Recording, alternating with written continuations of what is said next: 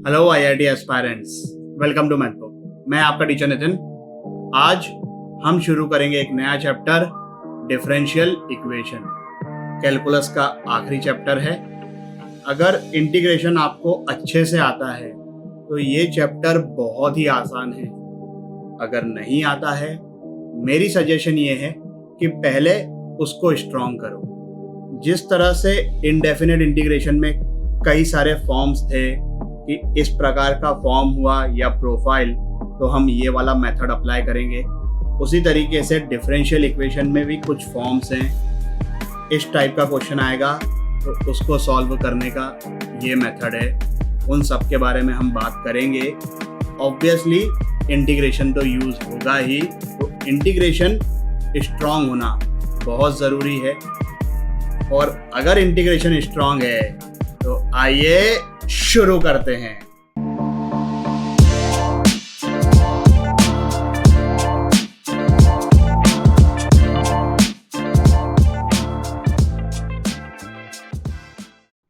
Family of curves को represent करने के लिए अपने पास दो तरीके होते हैं। एक होता है प्रिमिटिव इक्वेशन, एक होता है डिफरेंशियल इक्वेशन। प्रिमिटिव इक्वेशन में आर्बिटरी कांस्टेंट्स होते हैं, डिफरेंशियल इक्वेशन में डिफरेंशियल्स होते हैं। मतलब समझाता हूं मैं, डोंट वरी। प्रिमिटिव इक्वेशन से तो हम लोग ऑलरेडी वाकिफ हैं। हो सकता है कि नाम नहीं पता हो, तो किसी भी फैमिली ऑफ कर्व को रिप्रेजेंट करने के लिए हम आज तक जो भी जिस टाइप की इक्वेशन यूज करते थे, जैसे for example y equal to 2x plus c, मैं c को चेंज करते जाऊंगा तो मुझे अलग अलग लाइन मिलते जाएगी, लेकिन सबका स्लोप 2 रहेगा।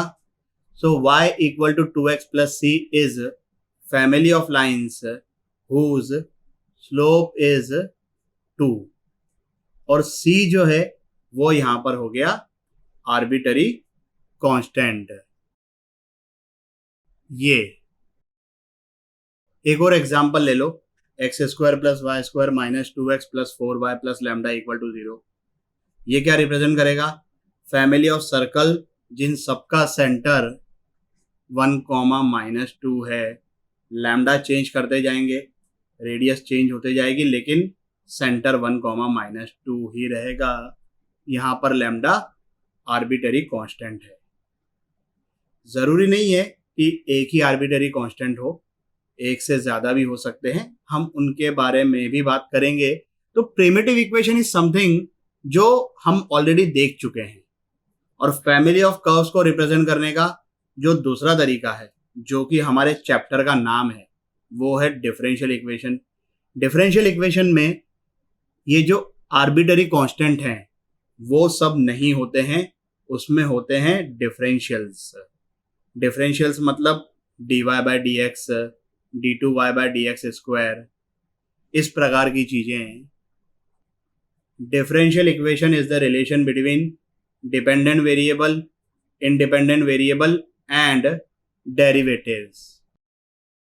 ये कुछ एग्जाम्पल्स हैं, देख के डरना मत, भावनाओं को समझो। देखो भाई, यहाँ पर dy बाई डी एक्स है, x और y वाली टर्म है, x वाली टर्म है। यहाँ पर dy by d x d2y by d x square है, x और y वाली टर्म है। कांस्टेंट हो सकते हैं, आर्बिटरी कांस्टेंट नहीं होंगे डिफरेंशियल इक्वेशन में। मोटे मोटे तौर पर बताऊं तो इस चैप्टर में हमारा मेन काम होगा डिफरेंशियल इक्वेशन को प्रिमिटिव इक्वेशन में कन्वर्ट करना, जिसके बारे में हम आने वाले वीडियोस में बात करेंगे। आज डिफरेंशियल इक्वेशन के बारे में दो चीज़ें पढ़ेंगे, जिनमें से एक है order of differential equation, highest order differential appearing in differential equation. जैसे इस केस में ऑर्डर हो गया 1, इस केस में ऑर्डर हो गया 2। भाई यहाँ पर जो हाईएस्ट है वो ये फर्स्ट ऑर्डर डेरिवेटिव है, और इस डिफरेंशियल इक्वेशन में ये सेकंड ऑर्डर डेरिवेटिव हाईएस्ट है। तो ऑर्डर का मतलब समझ में आ गया, आई एम श्योर समझ में आ गया होगा। और ये सिंपल से क्वेश्चन को आंसर करिए 3 मिनट के लिए वीडियो को पॉज करके। चलिए भाई, पहले वाले का आंसर 3, दूसरे वाले का आंसर 2। आई एम श्योर सबसे हो गया होगा, फिर भी कोई कंफ्यूजन हो समझ लीजिए भाई, इस डिफरेंशियल इक्वेशन में ये थर्ड ऑर्डर डेरिवेटिव है और ये सबसे बड़ा है, उससे छोटा है ना भाई सेकंड ऑर्डर डेरिवेटिव। इस डिफरेंशियल इक्वेशन की बात करें, फर्स्ट ऑर्डर डेरिवेटिव, इधर भी फर्स्ट ऑर्डर डेरिवेटिव, इधर सेकंड ऑर्डर डेरिवेटिव, सबसे बड़ा कौन सा हुआ, सेकंड ऑर्डर डेरिवेटिव। उसके साथ साइन एक्स मल्टीप्लीकेशन में है, उससे कोई फर्क नहीं पड़ता है। तो order of differential equation is very simple. जो सेकंड चीज है डिग्री ऑफ डिफरेंशियल इक्वेशन, ये कई बार थोड़ी सी कंफ्यूज करती है, ध्यान से इसकी डेफिनेशन सुनना भाई। Highest power of highest order differential, highest power of highest order differential appearing in differential equation when all the derivative terms are in polynomial form। Polynomial की डेफिनेशन याद है, पॉलिनोमियल अगर x में है तो x की पावर नेचुरल नंबर होगी, x की पावर फ्रैक्शन में नहीं हो सकती, x की पावर इरेशनल नहीं हो सकती, x की पावर नेगेटिव नहीं हो सकती, और दूसरे फंक्शन उसमें नहीं आ सकते, साइन एक्स, कॉस एक्स, मतलब ट्रिग्नोमेट्रिक, लॉगरिथमिक, एक्सपोनेंशियल, ये सब चीज़ें नहीं हो सकती। तो जितनी भी डिफरेंशियल वाली टर्म्स है, डेरिवेटिव वाली टर्म्स, वो सब पॉलिनोमियल फॉर्म में होना चाहिए। अगर पॉलिनोमियल फॉर्म में नहीं हुए then degree of that differential equation not defined. Answer करो इसको 5 मिनट के लिए वीडियो को पॉज करके। चलिए भाई, पहले वाले का आंसर 3, हाईएस्ट ऑर्डर डिफरेंशियल का हाईएस्ट पावर, ये सेकंड ऑर्डर डेरिवेटिव है, ये फर्स्ट ऑर्डर डेरिवेटिव है, इसका ऑर्डर इससे ज़्यादा है, तो इसकी जो पावर है that will be the degree. समझ में आ गया ना। इसके बारे में बात करें तो ये देखने में अभी ऐसा लग रहा है कि जो डिफरेंशियल वाली टर्म्स हैं वो पॉलिनोमियल फॉर्म में नहीं है। मैं इस ln को LHS में लेके जाता हूं,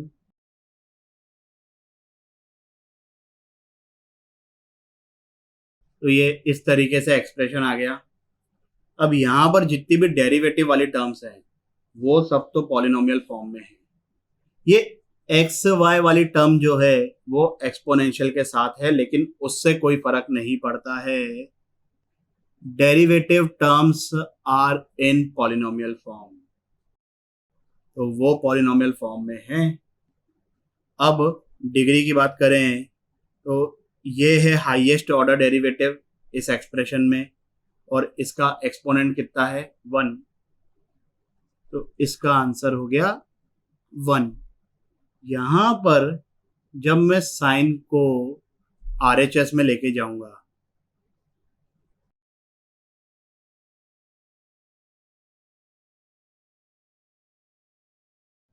तो इस केस में सभी डेरिवेटिव वाली टर्म्स क्या पॉलिनोमियल फॉर्म में हैं? नहीं है, ये नहीं है।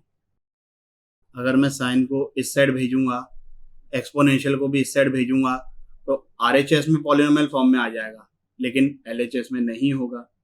और अगर LHS में पॉलिनोमियल फॉर्म में है तो RHS में नहीं है। बेसिकली सबके सब डेरिवेटिव वाले टर्म्स पॉलिनोमियल फॉर्म में नहीं है, तो इसका आंसर हो गया डिग्री नॉट डिफाइंड। बात समझ में आई? आगे बढ़ते हैं, इस क्वेश्चन को आंसर करिए 3 मिनट के लिए वीडियो को पॉज करके। चलिए भाई, ऑर्डर तो है इसका 2, ये तो सबका आ गया होगा। जिन लोगों ने डिग्री का आंसर 1 किया है वो गलत जवाब है, डिग्री इसकी नॉट डिफाइंड है। भाई हो सकता है कि आप लोगों को लग रहा हो कि राइट साइड में तो पॉलिनोमियल फॉर्म में है। भाई पॉलिनोमियल में इनफाइनाइट टर्म्स नहीं होती है, पॉलिनोमियल में फाइनाइट टर्म्स होती है। तो ये RHS में जो है ना, ये पॉलिनोमियल फॉर्म में नहीं है। अब अगर ध्यान से देखो तो ये e raise to power d y by d x का एक्सपेंशन लिखा है। E raise to power x का एक्सपेंशन याद है ना, 1 + x square by 2 factorial plus x cube by 3 factorial plus x raise to power 4/4 factorial and so on. यहाँ पर क्या है, x की जगह d y by d x है। तो ये जो चीज RHS में है वो ये है। अब क्या यहाँ पर सभी डेरिवेटिव वाली टर्म्स पॉलिनोमियल फॉर्म में है? नहीं है। यहाँ पर ये पॉलिनोमियल फॉर्म में है, लेकिन यहाँ पर ये एक्सपोनेंशियल है। इस एक्सपोनेंशियल को इस साइड भेजूंगा तो इधर लॉगरिथमिक आ जाएगा। बेसिकली सभी डेरिवेटिव्स वाली टर्म्स पॉलिनोमियल फॉर्म में नहीं आ सकती, तो इस केस में डिग्री नॉट डिफाइंड। अगर मुझे प्रिमिटिव इक्वेशन को डिफरेंशियल इक्वेशन में कन्वर्ट करना है तो मुझे आर्बिटरी कांस्टेंट्स को हटाना पड़ेगा। और उनको कैसे हटाएंगे? डिफरेंशिएट करके। और जैसे ही डिफरेंशिएट करेंगे डिफरेंशियल वाली टर्म्स आ जाएगी, तो primitive equation will convert to differential equation.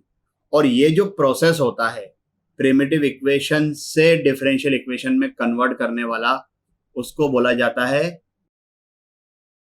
Formation of differential equation. अब भाई जो आर्बिटरी कांस्टेंट्स हैं उनको हटाने के लिए हम डिफरेंशिएट करेंगे। कितनी बार डिफरेंशिएट करेंगे भाई? 1 बार, 2 बार, 3 बार। तो ये चीज सबसे ज्यादा इंपॉर्टेंट है। The order of differential equation, मतलब उतनी बार डिफरेंशिएट करेंगे प्रिमिटिव इक्वेशन को जितने की इंडिपेंडेंट आर्बिटरी कांस्टेंट्स होंगे प्रिमिटिव इक्वेशन में। ये इंडिपेंडेंट को हाईलाइट क्यों किया है? देखो भाई,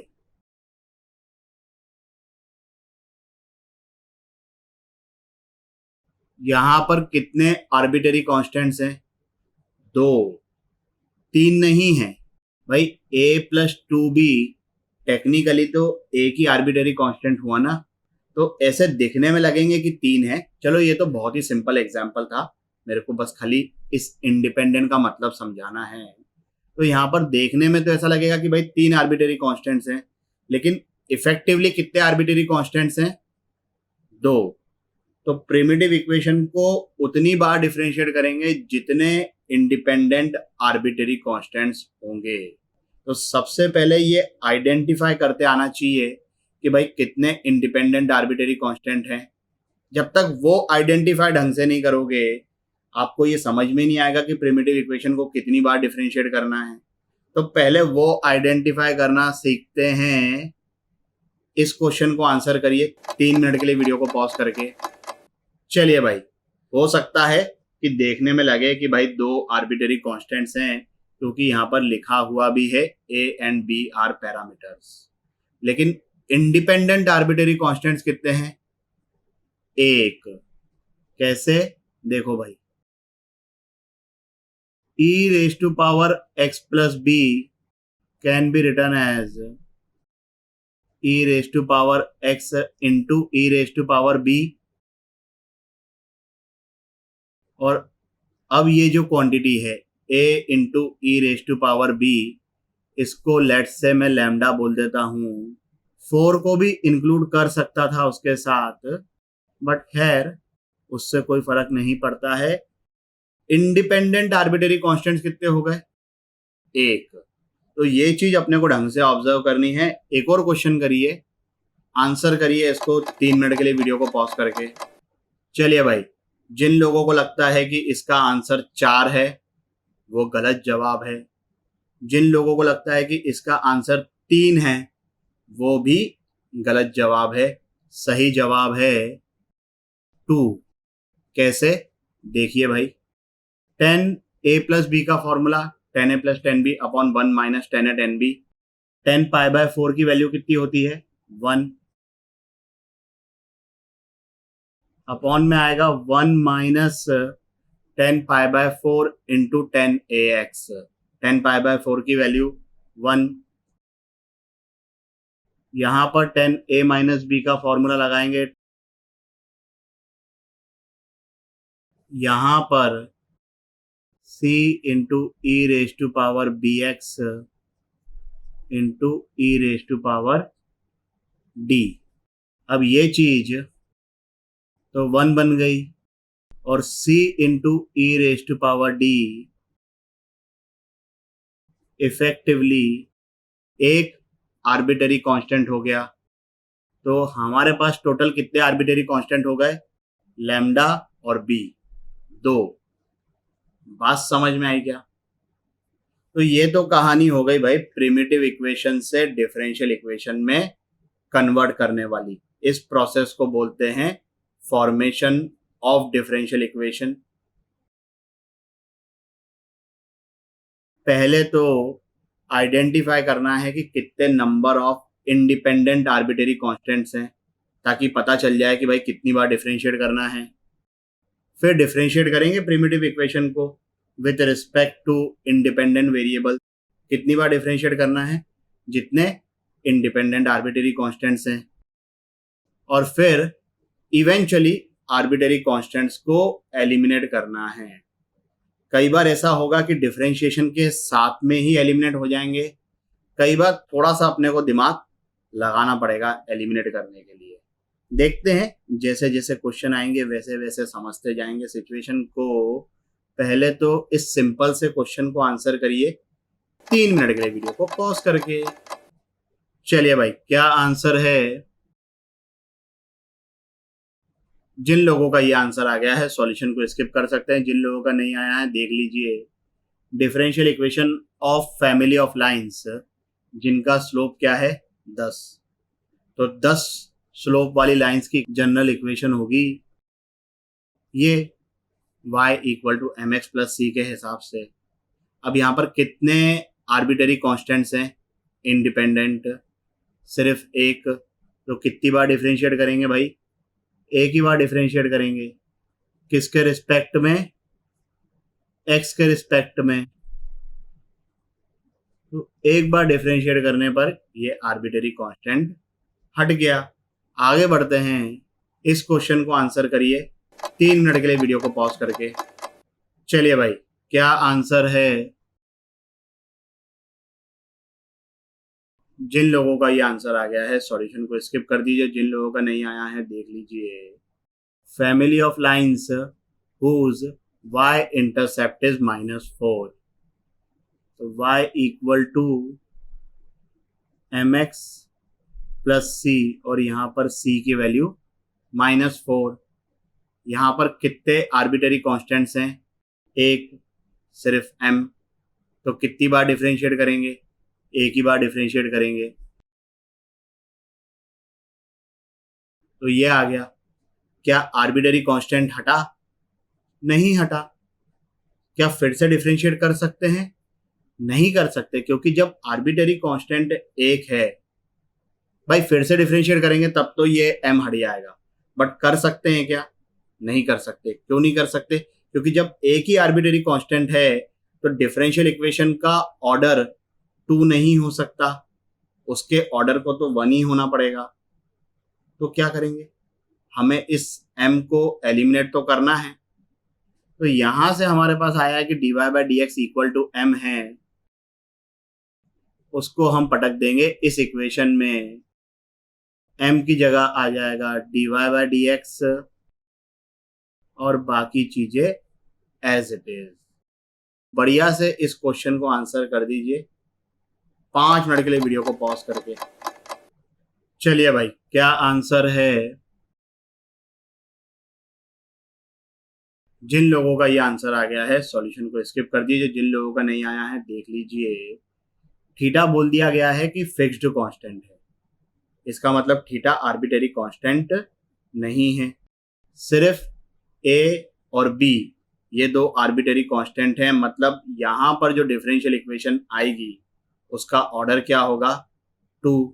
मतलब कितनी बार डिफरेंशिएट करेंगे? 2 बार। चलिए भाई, पहली बार डिफरेंशिएट किया, कॉस थीटा एक्स का differentiation minus theta sine theta x, sine theta x का differentiation theta times cos theta x एक और बार डिफरेंशिएट करते हैं। साइन थीटा एक्स का differentiation theta times cos theta x, एक थीटा ऑलरेडी है तो बन गया थीटा स्क्वायर। यहाँ पर एक थीटा ऑलरेडी है, फिर से थीटा आएगा तो थीटा स्क्वायर बन जाएगा। कॉस का डिफरेंशिएशन माइनस साइन, तो this will become minus theta square sine theta x. अब इस एक्सप्रेशन में से अगर मैं माइनस थीटा स्क्वायर बाहर निकालूं तो ये आएगा a cos theta x plus b sine theta x. ये तो हमारा ओरिजिनल क्वेश्चन है which is equal to y, तो यहाँ पर आ जाएगा y। इसका मतलब d2y/dx square is equal to minus theta square into y. बात समझ में आई? डिफरेंशियल इक्वेशन से प्रिमिटिव इक्वेशन में कैसे कन्वर्ट करेंगे? भाई डिफरेंशियल इक्वेशन में डेरिवेटिव वाली टर्म्स है, हमको डेरिवेटिव वाली टर्म्स को हटाना है तो क्या करेंगे? इंटीग्रेट करेंगे। और जब हम इंटीग्रेट करते हैं तो कांस्टेंट ऑफ इंटीग्रेशन आता है और वही हो जाएगा आर्बिट्ररी कांस्टेंट। तो लॉजिकली समझ पा रहे हो? और ये जो प्रोसेस होता है डिफरेंशियल इक्वेशन से प्रिमिटिव इक्वेशन में कन्वर्ट करने वाला, इसको बोला जाता है solving of differential equation. Primitive से डिफरेंशियल इक्वेशन में कन्वर्ट करेंगे डिफरेंशिएशन की हेल्प से, डिफरेंशियल इक्वेशन से प्रिमिटिव इक्वेशन में कन्वर्ट करेंगे इंटीग्रेशन की हेल्प से। सॉल्विंग ऑफ डिफरेंशियल इक्वेशन शुरू करते हैं। सॉल्विंग ऑफ डिफरेंशियल इक्वेशन के अलग अलग मेथड्स हैं, जिसमें सबसे पहला और सबसे सिंपल है वेरिएबल सेपरेबल। जितने भी x वाले फंक्शंस हैं वो सब dx के साथ चले जाएंगे, जितने भी y वाले फंक्शंस हैं वो सब dy के साथ चले जाएंगे, और फिर हमें इसको करना है integrate. As simple as that. इस सिंपल से क्वेश्चन को सॉल्व करिए 3 मिनट के लिए वीडियो को पॉज करके। चलिए भाई, क्या आंसर है? जिन लोगों का ये आंसर आ गया है सॉल्यूशन स्किप कर दीजिए, जिन लोगों का नहीं आया है देख लीजिए। यहाँ पर dx के साथ 1 + x है और y भी है। हम तो चाहते हैं कि जितने भी x वाले फंक्शंस हैं वो सब dx के साथ रहें। यहाँ पर x dy के साथ है, तो मैं एक काम करता हूँ, इस y को RHS में लेके जाता हूँ, इस x को LHS में लेके आता हूँ।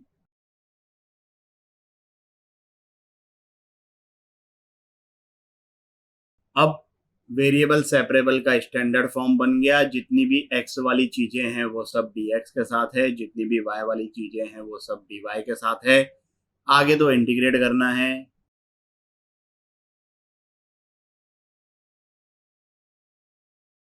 Integrating both sides.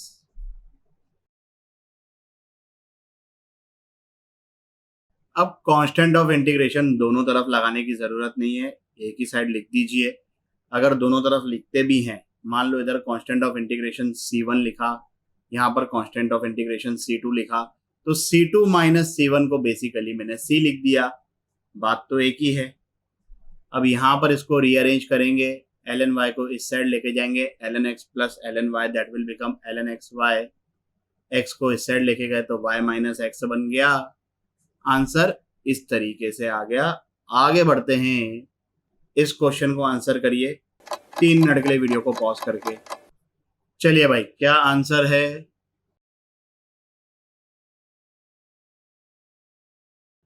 जिन लोगों का ये आंसर आ गया है सॉल्यूशन स्किप कर दीजिए, जिन लोगों का नहीं आया है देख लीजिए।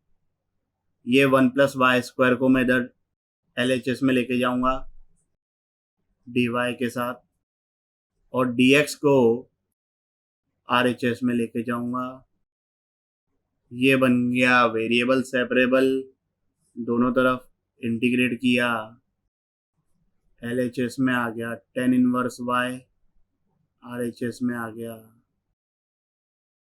ये अब कांस्टेंट ऑफ इंटीग्रेशन की वैल्यू आ जाएगी क्योंकि लिखा हुआ है curve passes from 0,0 x equal to 0 पर y की वैल्यू भी 0 है, तो y को 0 सब्सटीट्यूट किया मतलब tan inverse 0 which is 0, e raise to power 0 मतलब 1, तो यहाँ से c की वैल्यू आ गई -1। तो ये अपना आंसर आ गया। बड़े ही आराम से आगे बढ़ते हैं, इस क्वेश्चन को सॉल्व करिए 5 मिनट के लिए वीडियो को पॉज करके। चलिए भाई, क्या आंसर है? जिन लोगों का ये आंसर आ गया है सॉल्यूशन स्किप कर दीजिए, जिन लोगों का नहीं आया है देख लीजिए। जितनी भी x वाली टर्म्स हैं उनको एक साथ रखेंगे dx के साथ, जितनी भी y वाली टर्म्स है उनको एक साथ रखेंगे y के साथ। सो ये डिनोमिनेटर को इधर क्रॉस मल्टीप्लाई किया,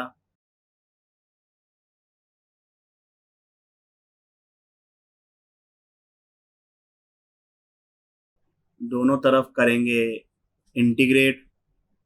अब साइन y का इंटीग्रेशन तो हो जाएगा माइनस कॉस y, और ये जो चीज है इसमें लगाएंगे हम इंटीग्रेशन बाय पार्ट्स,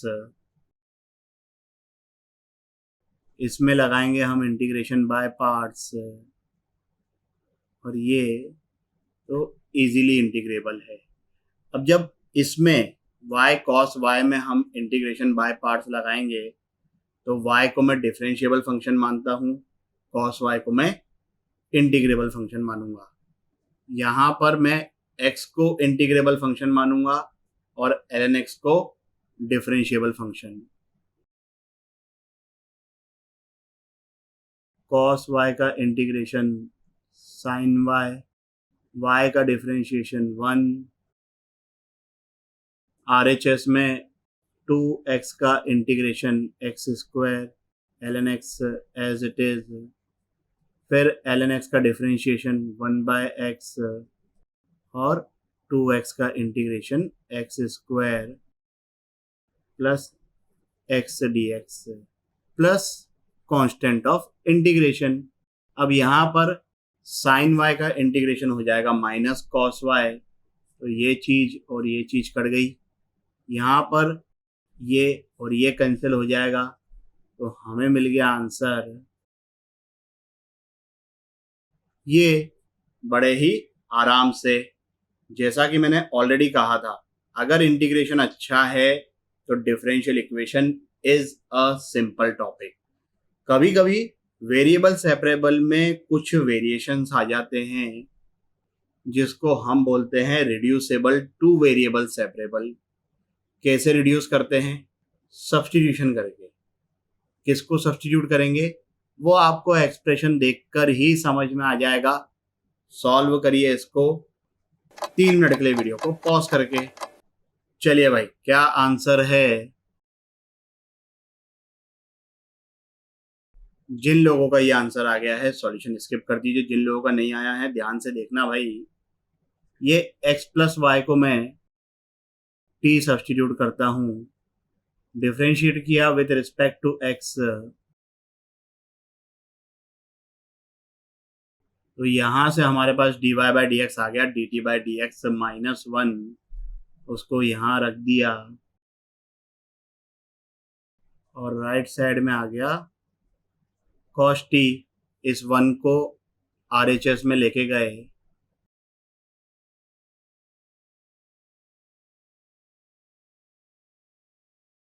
अब ये बन गया वेरिएबल सेपरेबल, जो कि पहले दिख नहीं रहा था। यहां पर ये वेरिएबल सेपरेबल थोड़ा ना दिख रहा था, अब ये दिख रहा है।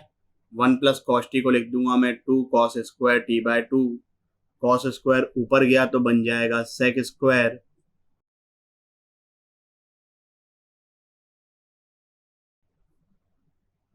सेक स्क्वायर टी बाय 2 का integration 2 tan t by 2, denominator में 2 था,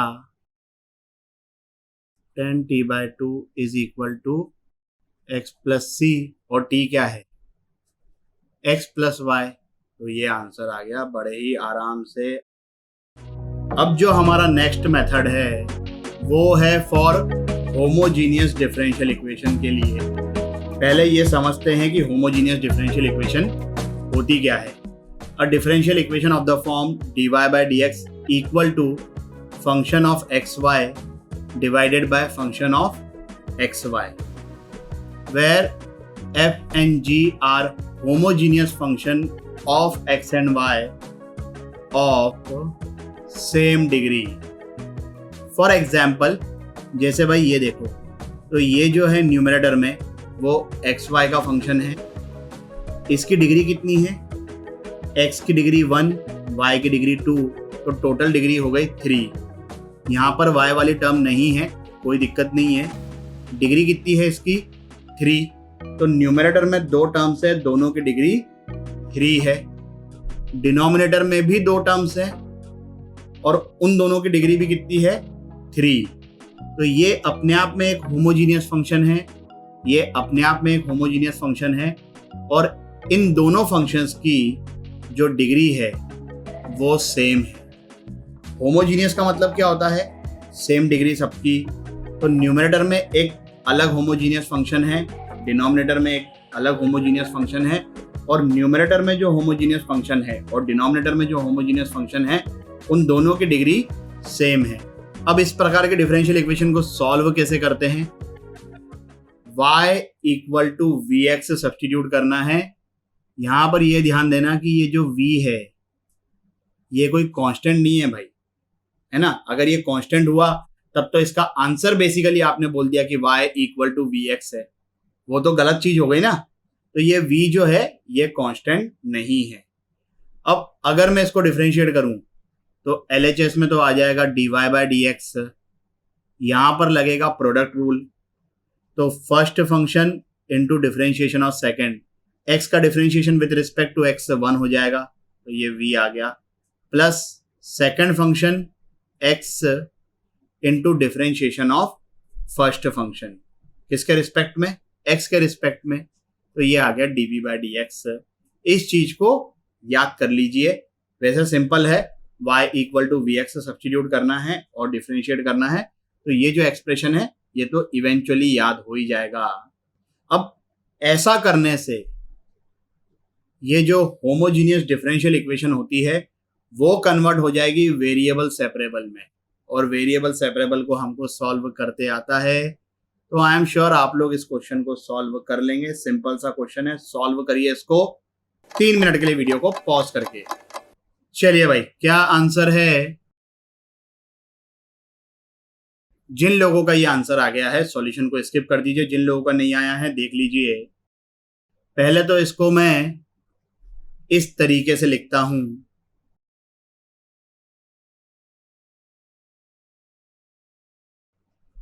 इस क्वांटिटी को मैं राइट साइड पे लेके गया, dx से डिवाइड किया, और इस 2xy को मैं RHS में लेके जाऊंगा।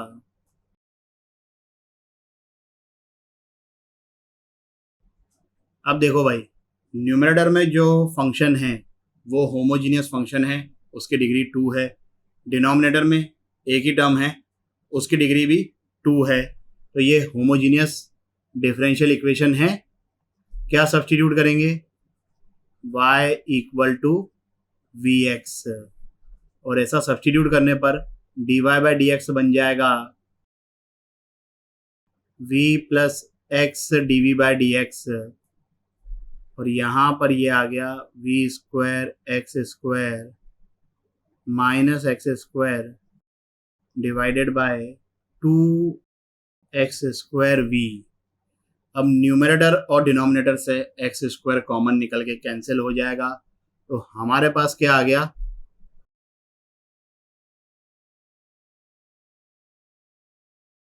ये इस v को मैं RHS में लेके जाऊं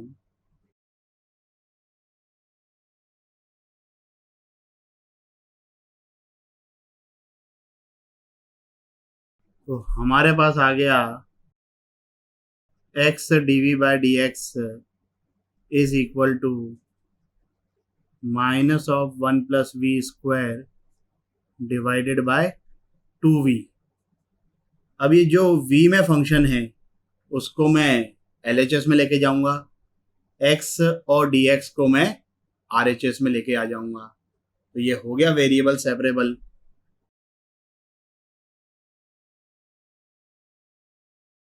दोनों तरफ इंटीग्रेशन करेंगे तो यहाँ पर सब्सटीट्यूशन करेंगे, 1+v² को अगर मैं t रखता हूँ तो 2v dv that will become dt। तो यहाँ पर इसका इंटीग्रेशन बहुत ही सिंपल, जो कि है ये, यहाँ पर ये, और कांस्टेंट ऑफ इंटीग्रेशन c की जगह में लिख देता हूँ ln c। क्या ही फर्क पड़ता है, सभी ln वाली टर्म्स है तो वो सब हट जाएगी, इसलिए हमने ln c लिख दिया।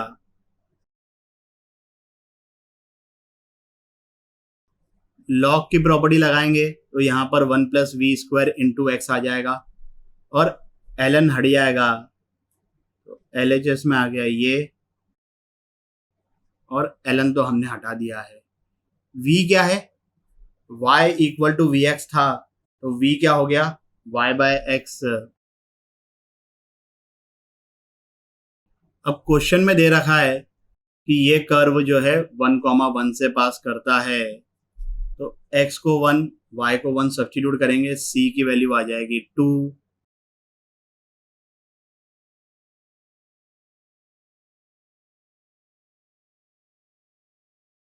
ये x से एक x कटा तो ये आ गया अपना आंसर। बात समझ में आई? आगे बढ़ते हैं। More than one option are correct. Solve करिए इसको 5 मिनट के लिए वीडियो को पॉज करके। चलिए भाई, क्या आंसर है? Option number 1, option number 3। जिन लोगों के दोनों ऑप्शन आ गए हैं सॉल्यूशन को स्किप कर दीजिए। ये होमोजीनियस डिफरेंशियल इक्वेशन है।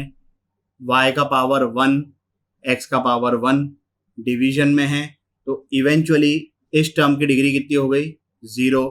ट्रिग्नोमेट्रिक फंक्शन की डिग्री 0 होती है। तो हम करेंगे substitute y equal to v x, और dy बाई डी एक्स क्या बन जाएगा? v plus x d by d x. RHS में आ जाएगा v प्लस साइन v से v कट गया, साइन v को dv के साथ लेके जाऊंगा, dx और x को RHS में लेके चले जाऊंगा। दोनों तरफ इंटीग्रेट किया,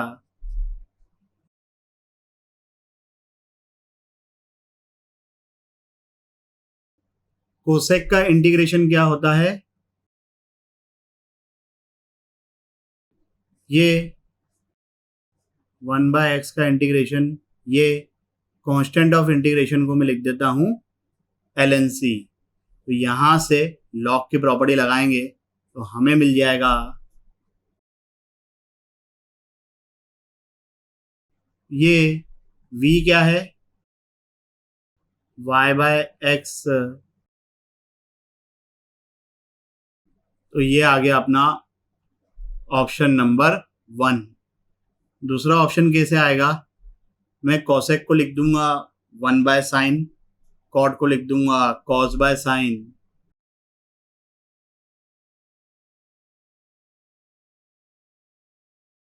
हाफ एंगल फॉर्मूला से 1 माइनस कॉस थीटा होता है 2 साइन स्क्वायर थीटा बाय 2, और साइन थीटा हो जाएगा 2 sine theta by 2 cos theta by 2।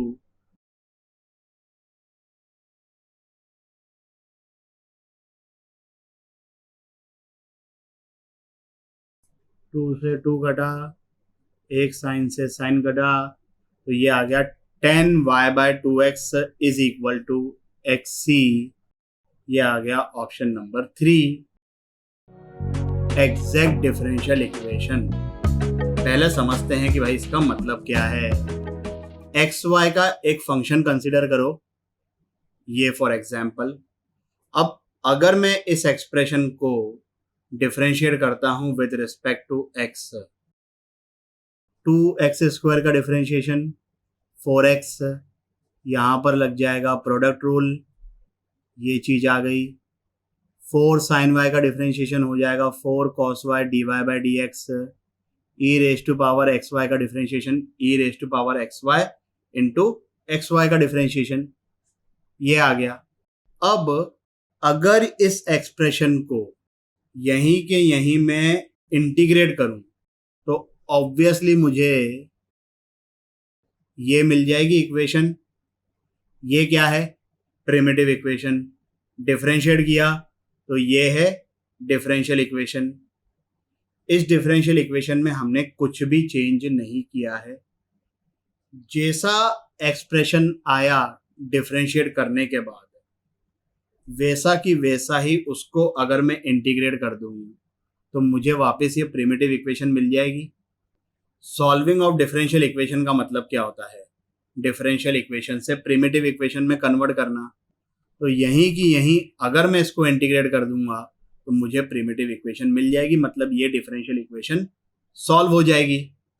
तो प्रिमिटिव इक्वेशन को डिफरेंशिएट करने के बाद ये जो ताजा ताजा एक्सप्रेशन आया है बिना किसी छेड़खानी के साथ, इस एक्सप्रेशन को बोलते हैं एग्जैक्ट डिफरेंशियल इक्वेशन, जिसको हम वहीं के वहीं अगर इंटीग्रेट कर दें तो हमारी डिफरेंशियल इक्वेशन सॉल्व हो जाएगी। मतलब समझ में आया एग्जैक्ट डिफरेंशियल इक्वेशन का। अब इसकी फॉर्मल डेफिनेशन भी देख लेते हैं, समझ में थोड़ी कम आएगी या हो सकता है कि बिल्कुल भी नहीं आए, बट मीनिंग वही है जो मैंने यहां पर एक्सप्लेन किया है। The differential equation m plus n d y by d x equal to 0, यहाँ पर m और n क्या है? Function of x and y, is said to be exact if it can be derived by direct differentiation without any subsequent multiplication or elimination etc. मतलब बिना किसी छेड़खानी के साथ। अब सवाल ये बनता है कि m plus n d y by d x equal to 0 इस प्रकार की हर डिफरेंशियल इक्वेशन को क्या एग्जैक्ट डिफरेंशियल इक्वेशन बोलेंगे? नहीं। The necessary condition for this differential equation to be exact differential equation is del m by del y equal to del n by del x। इसका मतलब m को मैं partially differentiate करूंगा with respect to y, n को मैं partially differentiate करूंगा with respect to x, और अगर ये दोनों इक्वल आए then this differential equation is exact differential equation। For example, यहां पर ये जो चीज है ये एग्जैक्ट डिफरेंशियल इक्वेशन है। इसको पहले मैं इस तरीके से लिखता हूं, मतलब जितनी भी d y by d x वाली टर्म्स है उनको एक साथ रखेंगे, सब चीजों को LHS में लेके जाते हैं। तो मैंने चीजों को रीअरेंज कर दिया ये इस तरीके से। ये है m और ये है n। m को पार्शियली डिफरेंशिएट करना है विद रिस्पेक्ट टू y, तो del m by del y क्या आ गया? ये। n को पार्शियली डिफरेंशिएट करना है विद रिस्पेक्ट टू x, तो वो क्या आ गया? ये। और ये दोनों इक्वल हैं। इक्वल आने भी थे क्योंकि भाई ये जो एक्सप्रेशन है ये तो एग्जैक्ट डिफरेंशियल इक्वेशन है ना। As a matter of fact कि एग्जैक्ट डिफरेंशियल इक्वेशन को सॉल्व करना थोड़ा सा ये जो थॉट प्रोसेस है ये ट्रिकी है, लेकिन अगर ये दिख गया, अगर ये क्लिक कर गया तो इस तरीके से क्वेश्चन को सॉल्व करने में जो मजा आता है वो बहुत ही अमेजिंग है। मतलब एकदम कॉन्फिडेंस वाली फीलिंग आती है। एक तो अच्छी बात यह है कि भाई इजीली सॉल्व हो जाता है। So the only tricky part is कि इसको आइडेंटिफाई करना। उसके लिए ये स्टैंडर्ड रिजल्ट्स याद रखिए, किसी भी किताब में या कोचिंग के मॉड्यूल में ये बहुत सारे एक्सप्रेशन लिखे होंगे, लेकिन मेरा काम इन दो एक्सप्रेशन से आज तक चल गया है। 12 से ज़्यादा साल हो गए मुझे पढ़ाते हुए, तो अगर मेरा काम चल गया आई एम श्योर आप लोगों का डेफिनेटली चल जाएगा। क्या हैं ये दो expressions? X d y plus y d x is d of x y. देख लो भाई, अगर मैं एक्स वाई को डिफरेंशिएट करूं प्रोडक्ट रूल लगेगा, तो पहले तो first function into differentiation of second plus second function into differentiation of first, ये आ गया। उसी तरीके से x d y minus y d x by x square, ये है d of y by x. यहाँ पर ये डिवीजन रूल है। और इसका दूसरा वर्जन, बात तो एक ही है। यहाँ पर डिनोमिनेटर में एक्स स्क्वायर है तो यहाँ पर एक्स है, यहाँ पर डिनोमिनेटर में वाई स्क्वायर है तो यहाँ पर वाई है। डिनोमिनेटर इनटू न्यूमरेटर का differentiation minus numerator into denominator का डिफरेंशिएशन, यही होता है डिवीजन रूल। तो ये दो चीजें याद रखिए, एग्जैक्ट डिफरेंशियल इक्वेशन के सभी क्वेश्चन सॉल्व हो जाएंगे। पहले प्रूव करो इसको 3 मिनट के लिए वीडियो को पॉज करके। चलिए भाई, जिन लोगों से प्रूव हो गया है बहुत ही अच्छी बात है, जिन लोगों से नहीं हुआ है देख लीजिए, वॉच एंड लर्न। यहां पर क्या लिखा है, x d y minus y d x. हमारे पास जो फॉर्मूलेज हैं, x d y minus y d x, denominator में एक्स स्क्वायर है, यहाँ पर एक्स स्क्वायर नहीं दिख रहा है तो हम क्रिएट करेंगे, डिवाइड करेंगे, मल्टीप्लाई भी करेंगे।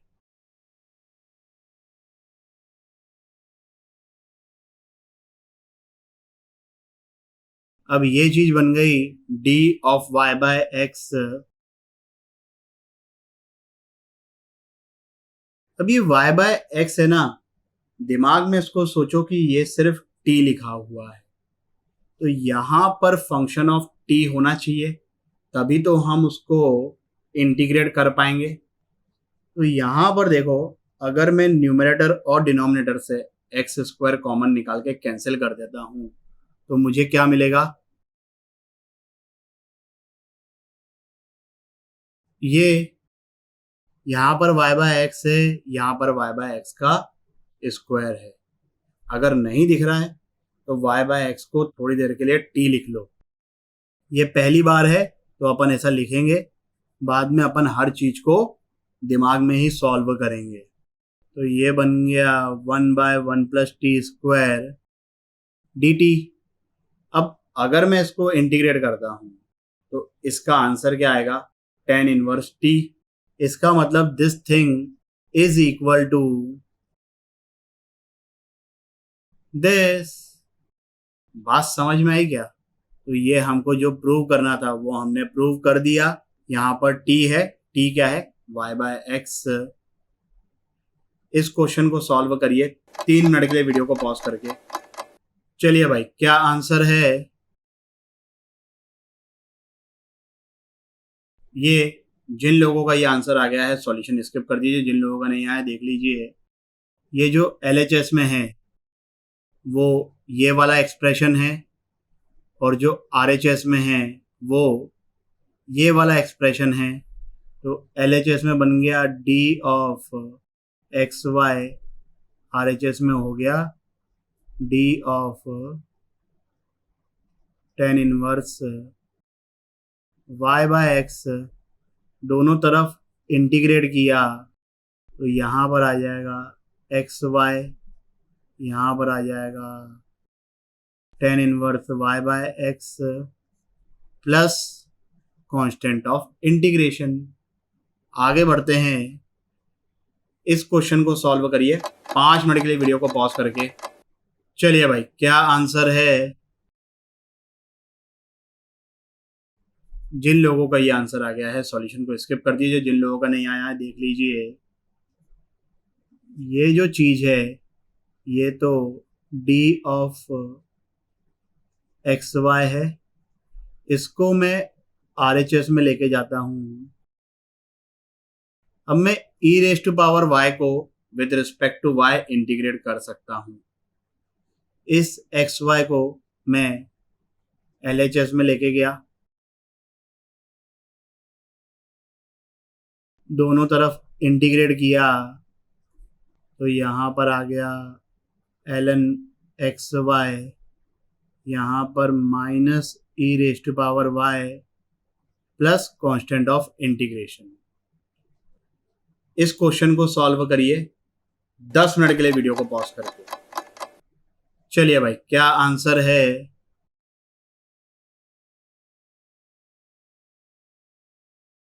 ये जिन लोगों का ये आंसर आ गया है सॉल्यूशन स्किप कर दीजिए, जिन लोगों का नहीं आया है देख लीजिए।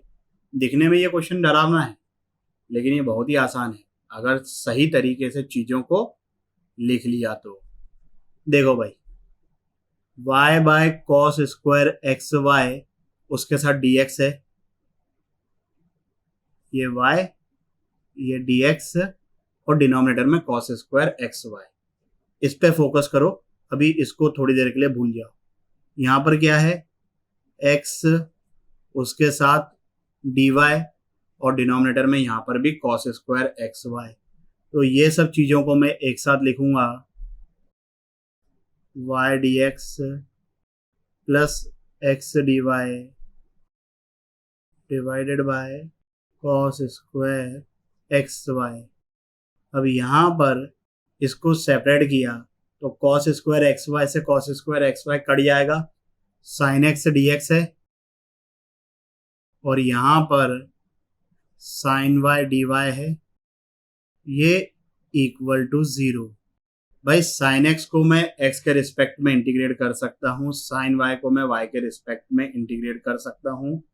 यहाँ पर जो चीज है न्यूमरेटर में that is d of x y और डिनोमिनेटर में कॉस स्क्वायर एक्स वाई।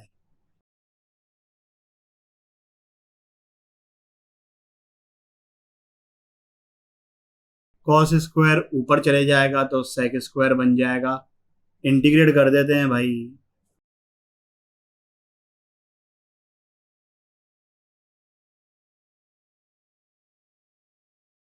और 0 का इंटीग्रेशन मतलब constant, which is constant of integration. अब यहाँ पर अगर चीजों को ऑब्जर्व करने में दिक्कत हो तो एक्स वाई की जगह दिमाग में रखो टी, सेक स्क्वायर टी का integration with respect to t that is 10t, और टी क्या है, एक्स वाई, तो ये हो गया 10xy साइन एक्स का integration minus cos x sine y का माइनस कॉस वाई, और ये इक्वल टू सी। बात समझ में आई? Linear differential equation of order 1 क्या होता है भाई? ये इस प्रकार का एक्सप्रेशन समझाता हूं मैं, dy by d x plus function of x into y is equal to function of x। ये x में कोई भी फंक्शन हो सकता है, ये x में कोई भी फंक्शन हो सकता है, यहां पर सिर्फ y होगा, y का फंक्शन नहीं, सिर्फ y। ये dy बाय डी एक्स, ये है linear differential equation of order 1। क्या higher order linear differential equation हो सकती है? बिल्कुल हो सकती है, लेकिन हमारे सिलेबस में सिर्फ linear differential equation of order 1 है। अब इस प्रकार के डिफरेंशियल इक्वेशन को सॉल्व कैसे करते हैं उसका बहुत ही इंटरेस्टिंग तरीका है। उसके लिए पहले एक टर्म को समझते हैं, इंटीग्रेटिंग फैक्टर।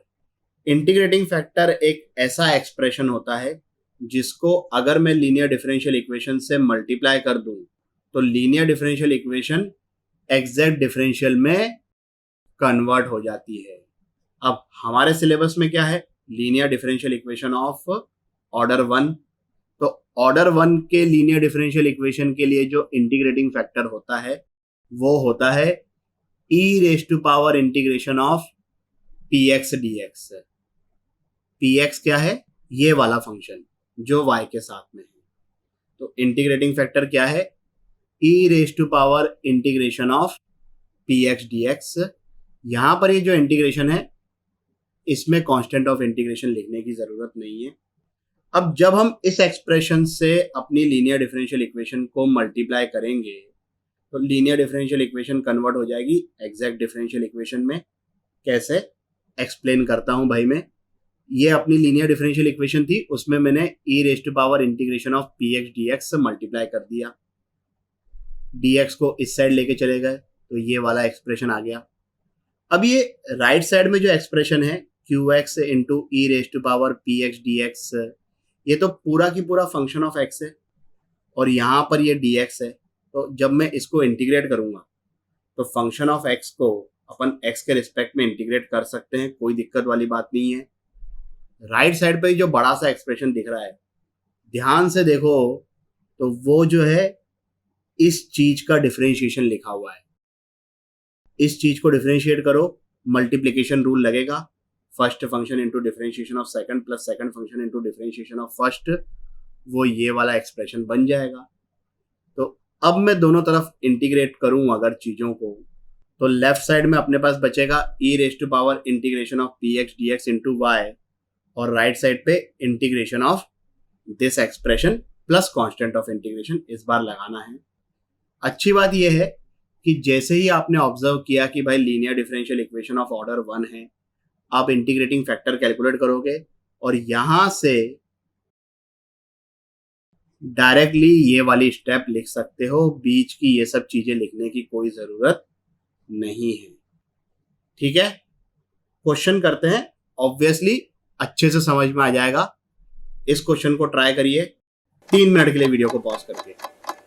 चलिए भाई, क्या आंसर है? जिन लोगों का ये आंसर आ गया है सॉल्यूशन को स्किप कर दीजिए, जिन लोगों का नहीं आया देख लीजिए। dy by d x plus ये हो गया अपना px और qx क्या हो गया 1 बाय एक्स स्क्वायर माइनस 1।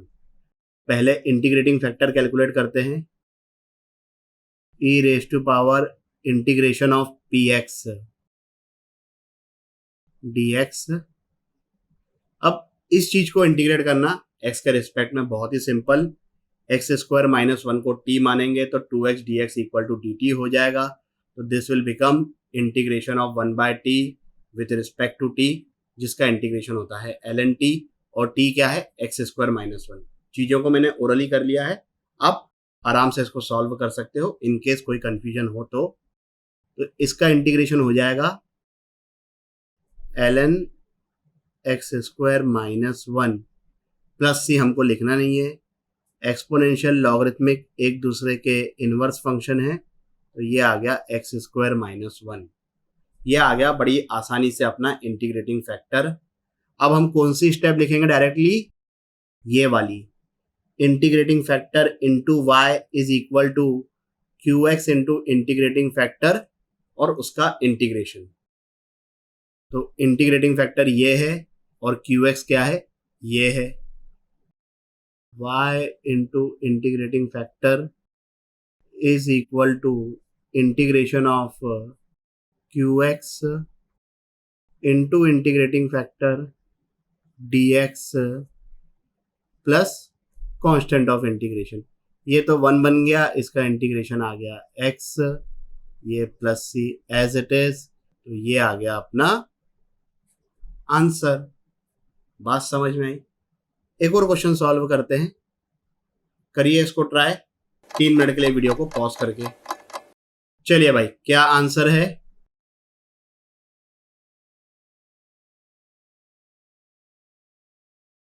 जिन लोगों का ये आंसर आ गया है सॉल्यूशन को स्किप कर दीजिए, जिन लोगों का नहीं आया देख लीजिए। पहले तो इस 1 प्लस एक्स क्यूब को मैं डिनोमिनेटर में लेके जाता हूं ताकि अपना standard linear differential equation of order 1 दिखाई दे।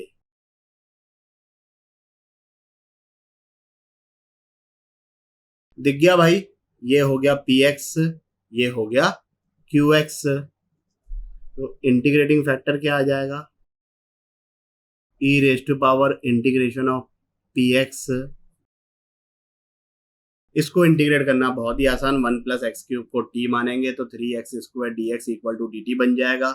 तो इसका इंटीग्रेशन हो जाएगा ln 1 प्लस एक्स क्यूब, तो e raise to power ln 1 plus x cube will be 1 plus x cube. I am sure आप लोगों को भी दिख गया होगा इजीली। तो ये आ गया अपना इंटीग्रेटिंग फैक्टर। अब डायरेक्टली ये वाला फाइनल एक्सप्रेशन लिखेंगे, y into integrating factor integration of qx। अच्छा, qx में इधर 1 प्लस एक्स क्यूब है डिनोमिनेटर में, और इंटीग्रेटिंग फैक्टर से मल्टीप्लाई करना है ना। तो ये लिखने की जरूरत नहीं है, अगर आप देख लो कि भाई कैंसिल हो रहा है तो कौन लिखेगा बार बार, है कि नहीं? साइन स्क्वायर एक्स का इंटीग्रेशन निकालना बहुत ही आसान। हायर पावर को अपन हायर एंगल में कन्वर्ट करेंगे। 1 का इंटीग्रेशन x cos 2x का इंटीग्रेशन हो जाएगा sin 2x बाय 2। तो आंसर आ गया ये। बात समझ में आ गई। कभी कभी क्या होता है कि अपने पास होती है linear differential equation of order 1 in x। अब इसका क्या मतलब है कि वो जो इक्वेशन होती है वो इस प्रकार की होती है। dy बाय डी की जगह यहां पर है dx बाय dy, वहां पर था px इंटू वाई, यहां पर है py into x is equal to q y. Basically x और y इंटरचेंज हो गए। तो इस केस में इंटीग्रेटिंग फैक्टर क्या हो जाएगा, e raise to power integration of py dy, और जो ये फाइनल एक्सप्रेशन आएगा वो क्या आ जाएगा, इंटीग्रेटिंग फैक्टर इंटू एक्स। वहां पर क्या था, integrating factor into y, x और वाई इंटरचेंज हो रहे हैं। तो integrating factor into x is equal to integration of q of y into integrating factor और प्लस सी। इस सिंपल से क्वेश्चन को सॉल्व करिए 3 मिनट के लिए वीडियो को पॉज करके। चलिए भाई, क्या आंसर है। जिन लोगों का ये आंसर आ गया है सॉल्यूशन को स्किप कर दीजिए, जिन लोगों का नहीं आया देख लीजिए भाई। ये dy बाय डी एक्स को मैं RHS में लेके जाता हूँ, y को मैं LHS में लेके आता हूँ। तो ये इस तरीके से हो गया।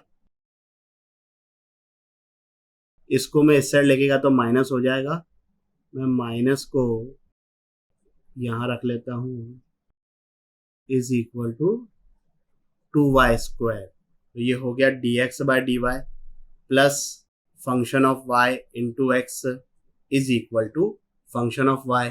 इस केस में इंटीग्रेटिंग फैक्टर क्या होगा,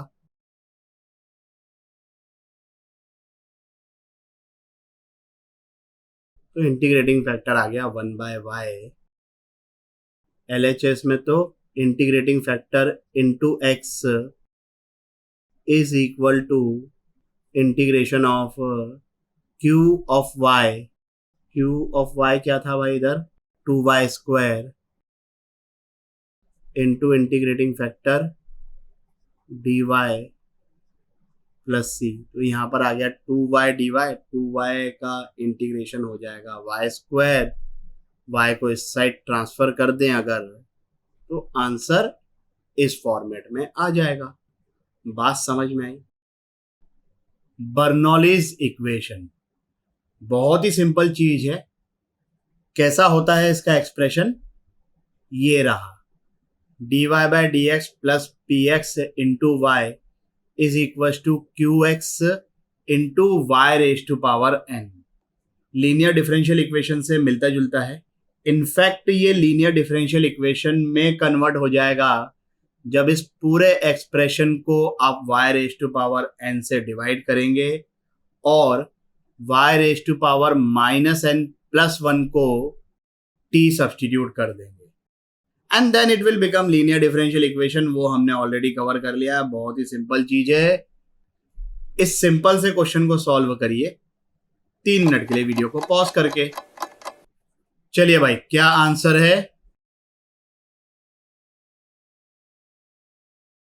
जिन लोगों का ये आंसर आ गया है सॉल्यूशन को स्किप कर दीजिए, जिन लोगों का नहीं आया देख लीजिए। मैं इस पूरे एक्सप्रेशन को y स्क्वायर से डिवाइड कर देता हूं।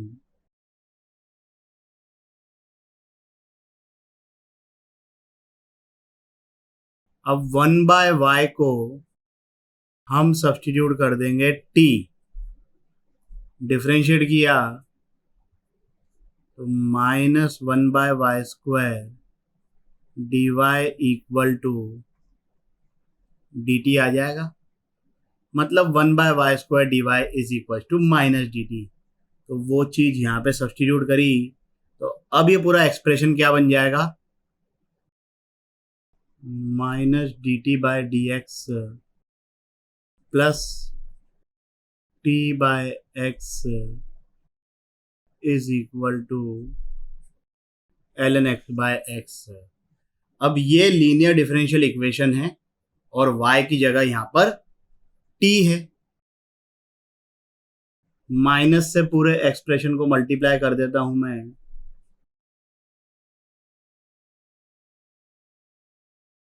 तो dy बाय डी एक्स की जगह dt बाय डी एक्स है, यहां पर y की जगह t है।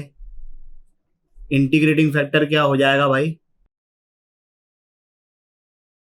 ये विच इज दिस 1/x। तो अब ये पूरा एक्सप्रेशन क्या बन जाएगा, इंटीग्रेटिंग फैक्टर से मल्टीप्लाई करने के बाद y की जगह आ गया t into integrating factor this into integrating factor plus c। अब इसको कैसे हैंडल करेंगे, बाय पार्ट्स से। पहले सब्स्टिट्यूशन कर लेते हैं।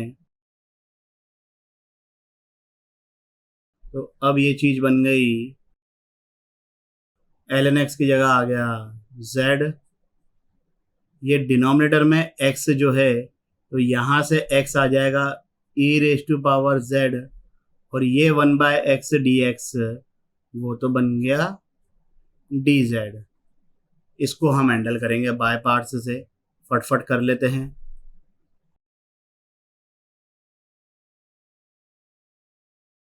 ये फर्स्ट फंक्शन, ये second function, first function into integration of second function,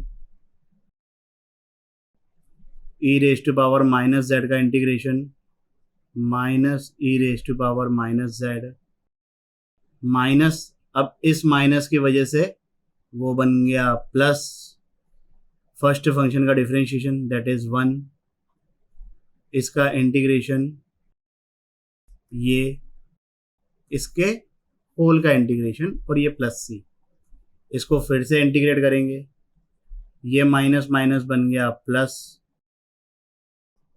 इसको फिर से इंटीग्रेट करेंगे तो एक और माइनस साइन आगे आएगा, बेसिकली बन जाएगा प्लस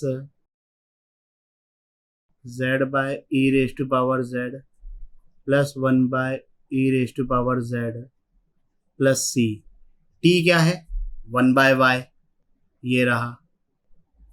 z क्या है, ln x, वो सब चीजें यहाँ पे सब्स्टिट्यूट कर देते हैं।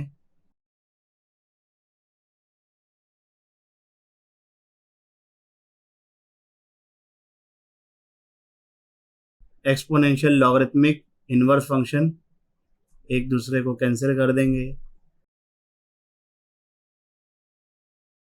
ये x से ये x कट जाएगा, ये x कट जाएगा, यहाँ पर एलसीएम फेल्सियम ले लिया तो वो cx बन जाएगा।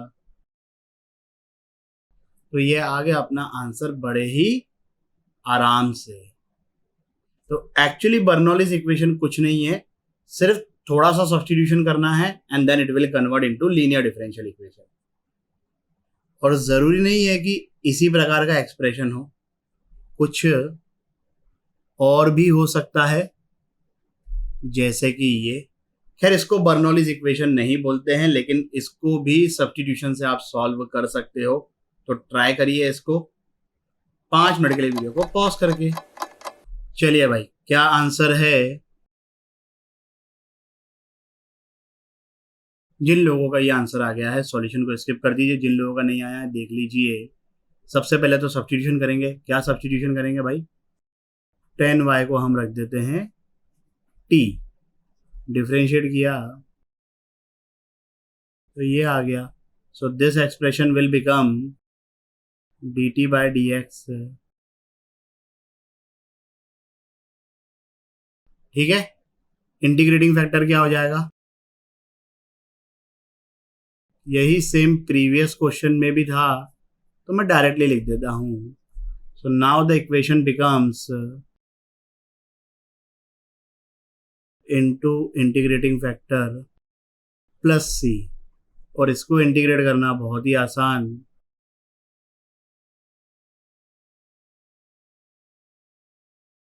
x को कर देंगे क्रॉस मल्टीप्लाई, और t क्या है 10y, तो ये आंसर आ गया बड़े ही आराम से। Differential equation of the form dy by d x is equal to ax plus b y plus c upon ax plus b y plus c. ये ऊपर स्मॉल लेटर्स हैं, ये कैपिटल लेटर्स हैं। Basically coefficient of x y and constant term are different. अब ये है क्या? Linear expression. और लीनियर एक्सप्रेशन क्या रिप्रेजेंट करता है? Straight line. तो इसमें जो पहला केस बनता है कि ये जो स्ट्रेट लाइन्स है वो पैरेलल नहीं है। Small a by capital A is not equal to small b by capital B। और अगर ये दोनों लाइंस पैरेलल नहीं है तो हम इसको कैसे सॉल्व करेंगे? हम सब्स्टिट्यूशन करेंगे। स्मॉल x को मैंने लिख दिया capital X plus H, small y को मैंने लिख दिया कैपिटल Y प्लस के। h और k कांस्टेंट हैं और इनकी वैल्यू हमको डिटरमाइन करनी है।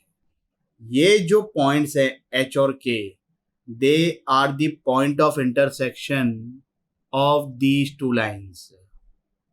तो डिफरेंशिएट करके यहां से हमारे पास आ जाएगा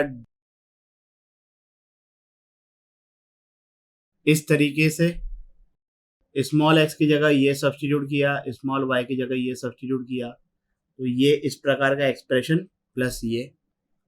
अब ये जो चीज है a h plus b k plus c, इसको हम कर देंगे जीरो। और capital A h plus capital B k plus capital C, उसको भी कर देंगे हम zero. Basically we are finding the point of intersection. अब ये चीज जीरो हो गई, ये चीज जीरो हो गई, उसके हिसाब से ही हमको एच और के निकालना है। तो सिर्फ ये चीज बचेगी, a capital X plus b capital Y upon capital A capital X plus capital B capital Y. और ये जो एक्सप्रेशन है, ध्यान से देखो तो ये है होमोजीनियस एक्सप्रेशन। होमोजीनियस एक्सप्रेशन को कैसे सॉल्व करते हैं? y equal to v x substitute करके। बस इतना सा करना है और क्वेश्चन सॉल्व हो जाएगा। तो सॉल्व करिए इसको 5 मिनट के लिए, वीडियो को पॉज करके। चलिए भाई, क्या आंसर है? आंसर की शक्ल थोड़ी सी लंबी है।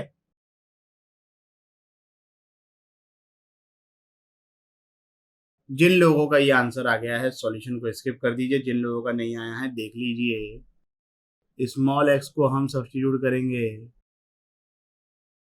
स्मॉल वाई को हम सब्स्टिट्यूट करेंगे, तो ये जो चीज है वो बन जाएगी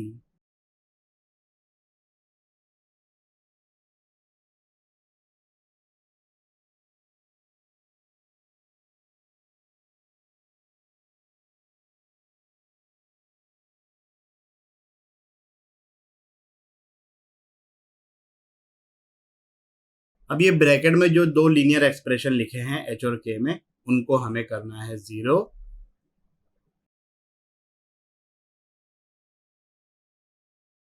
सिंपल से लीनियर एक्सप्रेशन है, सॉल्व करेंगे तो h की वैल्यू मिल जाएगी 1, k की वैल्यू मिल जाएगी 2।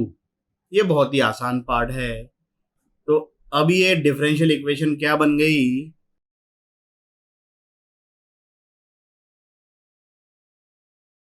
ये होमोजीनियस एक्सप्रेशन है।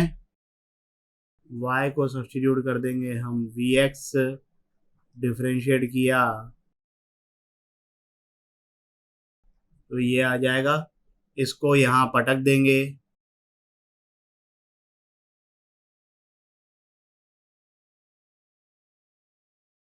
इस v को इस साइड लेके गए, चीजों को सिंप्लीफाई किया,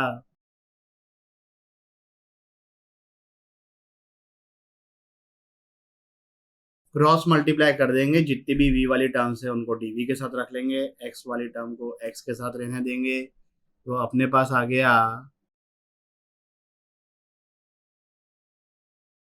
अब मैं यहां से माइनस साइन कॉमन निकाल लेता हूं। इस माइनस को हमने, ये स्टैंडर्ड फॉर्मूला, यहाँ पर 2 से मल्टीप्लाई 2 से डिवाइड कर दिया। अब ये डायरेक्ट फॉर्मूला है, यहाँ पर वी स्क्वायर माइनस 1 को हम z सब्स्टिट्यूट कर देंगे तो 2v dv dz बन जाएगा। तो सब कुछ अब डायरेक्टली इंटीग्रेबल है, डायरेक्टली आंसर लिखते हैं।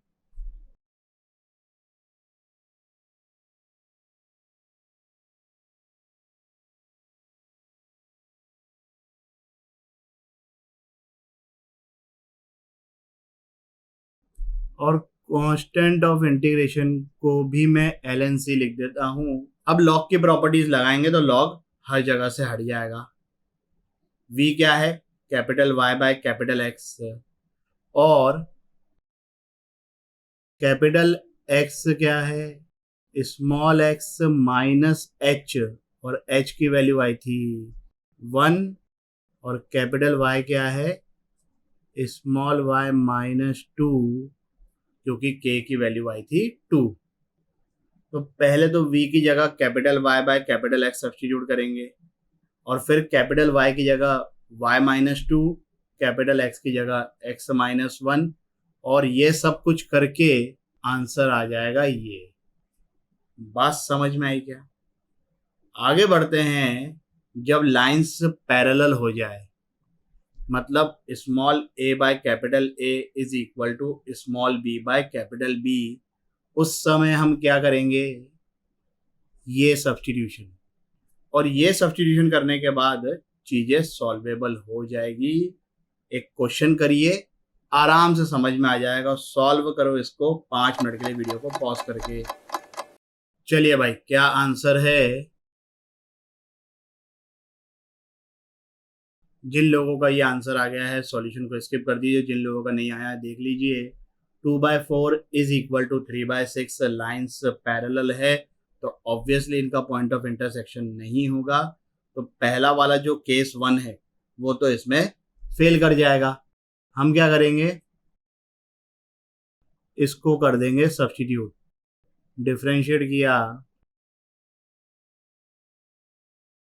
तो ये आ जाएगा, यहां से dy by dx in terms of dt by dx ये आ जाएगा। सब चीजें यहां पर पटक दी। अगर 2x plus 3y equal to t है तो ये 2t बन जाएगा।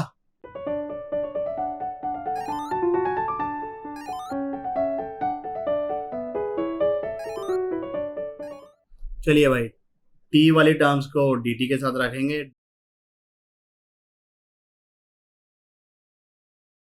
लीनियर अपॉन लीनियर को सिंप्लीफाई करना बहुत ही आसान। Numerator is equal to some constant times denominator plus constant. तो t के कोएफिशिएंट्स को इक्वेट किया तो a इक्वल टू 2/7 आ गया। कांस्टेंट टर्म को इक्वेट करेंगे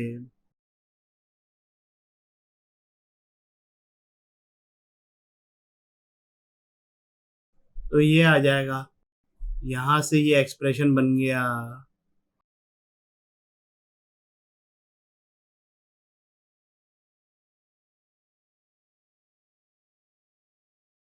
ये तो बन गया 1, तो इसका इंटीग्रेशन हो जाएगा t, इसका इंटीग्रेशन हो जाएगा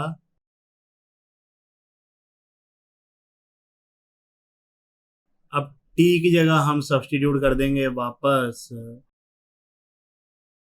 ये सिंप्लीफाई करने के बाद ये अपना आंसर आ जाएगा बड़े ही आराम से। बात समझ में आई?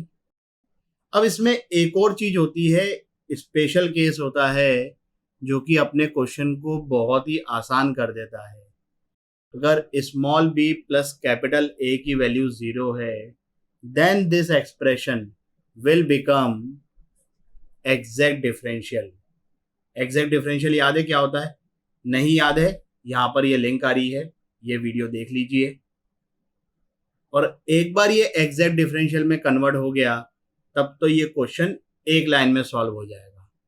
तो सॉल्व करिए इसको 3 मिनट के लिए वीडियो को पॉज करके। चलिए भाई, डायरेक्टली सॉल्व करेंगे। जितनी देर आंसर लिखने में लगेगी उतनी देर में तो ये सॉल्व हो जाएगा। चीजों को क्रॉस मल्टीप्लाई करते हैं।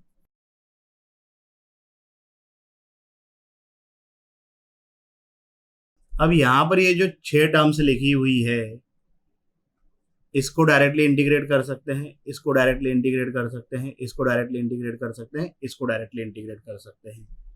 ये जो दो चीजें हैं ये इन जनरल तो इंडिविजुअली इंटीग्रेबल नहीं है, बट क्योंकि डेटा इस तरीके से है, small b plus capital a is equal to 0, small b कितना -7, कैपिटल ए कितना +7, उन दोनों का सम obviously 0।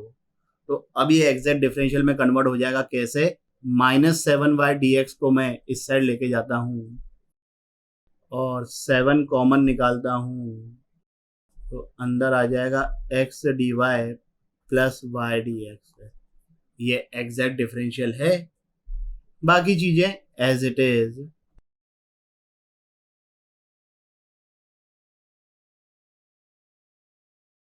This is d of x y, इसको हम इंटीग्रेट कर देंगे,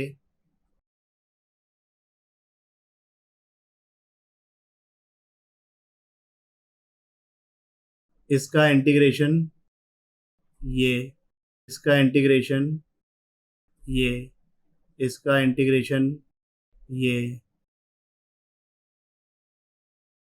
और प्लस सी।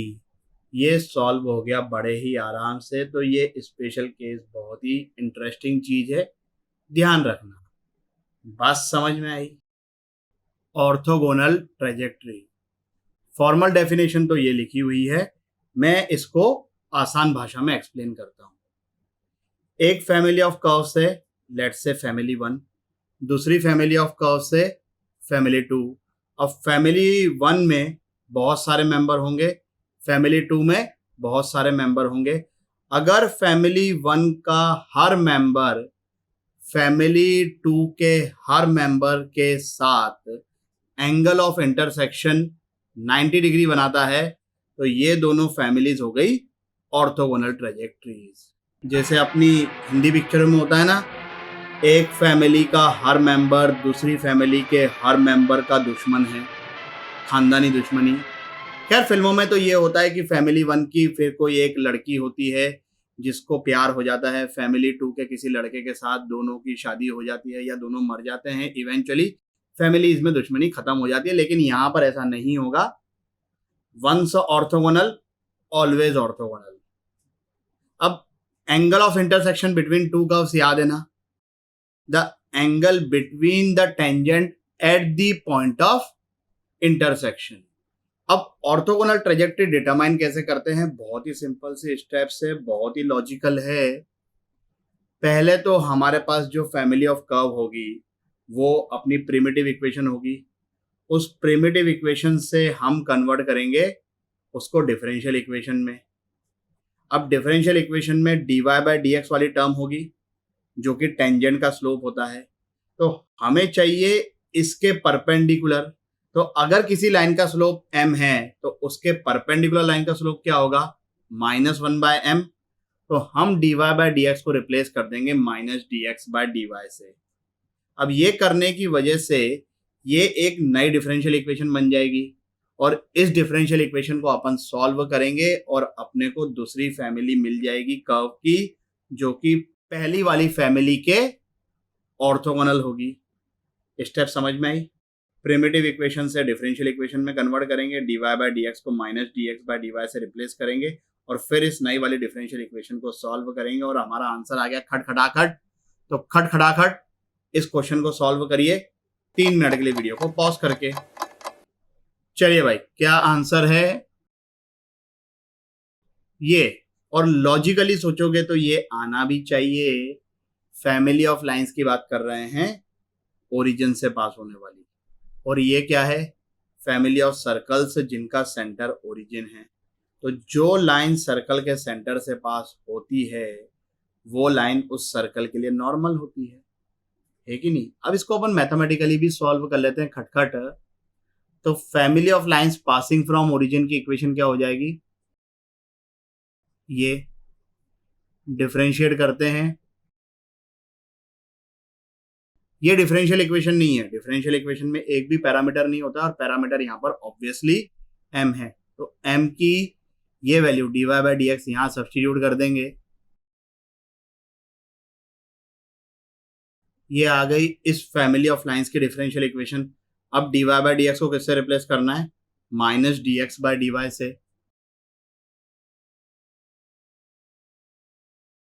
और इस डिफरेंशियल इक्वेशन को सॉल्व करना बहुत ही आसान।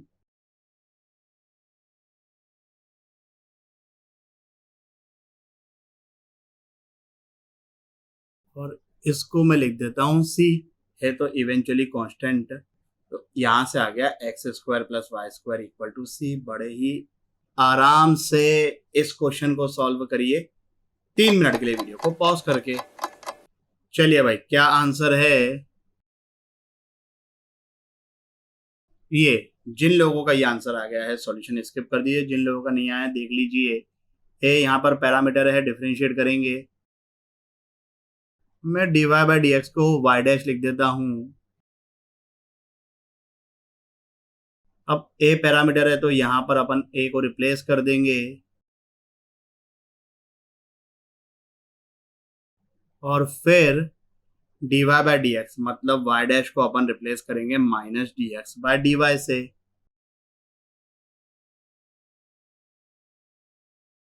ये एक y से एक y कट जाएगा तो अपने पास आ गया y equal to 2x into minus d x by d y.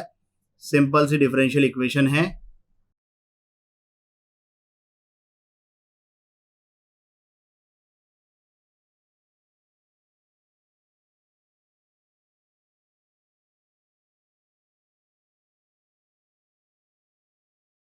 और 2c डैश को c लिख देंगे। बात समझ में आई? आगे बढ़ते हैं। ये बहुत ही इंटरेस्टिंग क्वेश्चन है, सॉल्व करिए इसको 10 मिनट के लिए वीडियो को पॉज करें। चलिए भाई, क्या आंसर है? ट्रू। सेल्फ ऑर्थोगोनल का मतलब कि परिवार के अंदर ही हर सदस्य दूसरे सदस्य से नफरत करता है। इंटरनल दुश्मनी होता भी है कई बार रियल लाइफ में। तो चलिए भाई, अपने को ये दिखाना है कि इस कर्व की जो ऑर्थोगोनल ट्रेजेक्ट्री आएगी वो ये खुद ही होगी। सॉल्व करने की पूरी जरूरत नहीं है, हम एक काम करेंगे कि इसकी डिफरेंशियल इक्वेशन फॉर्म करेंगे। उस डिफरेंशियल इक्वेशन में d y by d x को minus d x by d y से रिप्लेस करेंगे, और ऐसा करने पर अगर वो डिफरेंशियल इक्वेशन चेंज नहीं हुई तो ऑब्वियसली जब हम उस डिफरेंशियल इक्वेशन को फिर से सॉल्व करेंगे तो हमें यही प्रिमिटिव इक्वेशन मिलेगी। है कि नहीं? बात लॉजिकल है ना? तो चलिए पहले हम इस प्रिमिटिव इक्वेशन से डिफरेंशियल इक्वेशन फॉर्म करते हैं। डिफरेंशिएट करेंगे।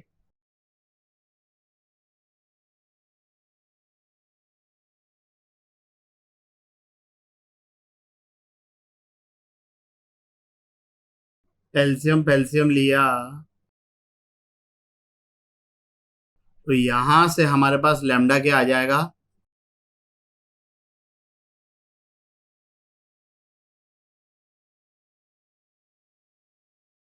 ए स्क्वायर प्लस लैम्डा निकालते हैं।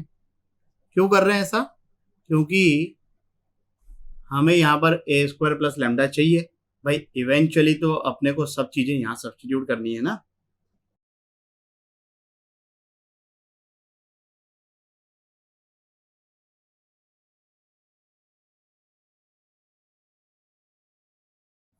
चलिए, similarly b square plus lambda will be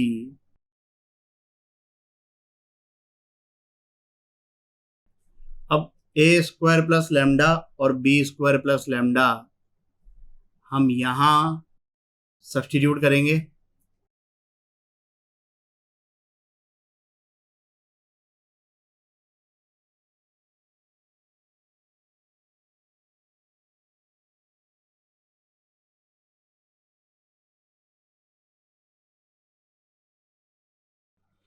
अब y डैश की जगह अपन लिखेंगे d y by d x, तो 1/y डैश क्या हो जाएगा? D x by d Y.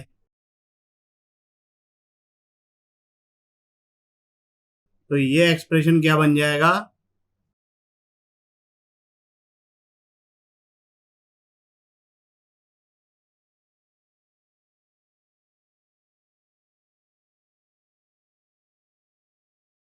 अब इसकी ऑर्थोगोनल ट्रेजेक्ट्री को फाइंड करने के लिए हमें d y by d x की जगह minus d x by d y रखना है।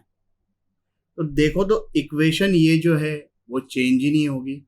यहाँ पर आ जाएगा minus d x by d y, और ये minus d x by d y will become d y by d x. तो कुछ चेंज हुआ क्या? नहीं हुआ। और अगर डिफरेंशियल इक्वेशन में कोई चेंज नहीं हुआ तो उसकी प्रिमिटिव इक्वेशन में कोई चेंज आएगा क्या? नहीं आएगा। Hence this family of curves are self orthogonal. बात समझ में आई? एप्लीकेशन ऑफ डिफरेंशियल इक्वेशन, दो कैटेगरी के क्वेश्चंस होते हैं, geometrical applications, real life applications. करना क्या है, क्वेश्चन की लैंग्वेज समझकर अपने को एक डिफरेंशियल इक्वेशन फॉर्म करनी होगी, और फिर क्या है, डिफरेंशियल इक्वेशन को सॉल्व करना है। तो लैंग्वेज ध्यान से पढ़िएगा। पहले ज्योमेट्रिकल एप्लीकेशन पे बेस्ड इस क्वेश्चन को सॉल्व करिए 5 मिनट के लिए वीडियो को पॉज करके। चलिए भाई, क्या आंसर है? ऑप्शन नंबर द्वितीय। जिन लोगों का ये आंसर आ गया है सॉल्यूशन को स्किप कर दीजिए, जिन लोगों का नहीं आया देख लीजिए क्या लिखा हुआ है। कर्व है जो कि इस पॉइंट से पास कर रहा है। खैर, this will help us to find the value of c, constant of integration. आगे की इंफॉर्मेशन क्या है कि slope of the tangent at any point इसके बराबर है, और स्लोप ऑफ टेंजेंट क्या होता है? dy by d x.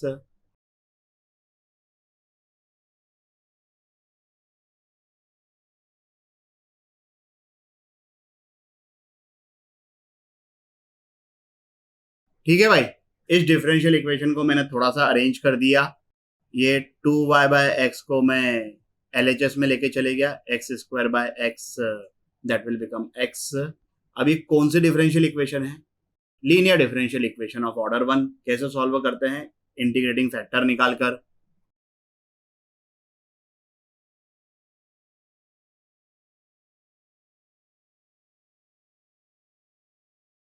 तो अपनी डिफरेंशियल इक्वेशन बन गई y into integrating factor integration of ये जो यहाँ पर qx है इंटू इंटीग्रेटिंग फैक्टर उसका integration plus c, x cube का इंटीग्रेशन।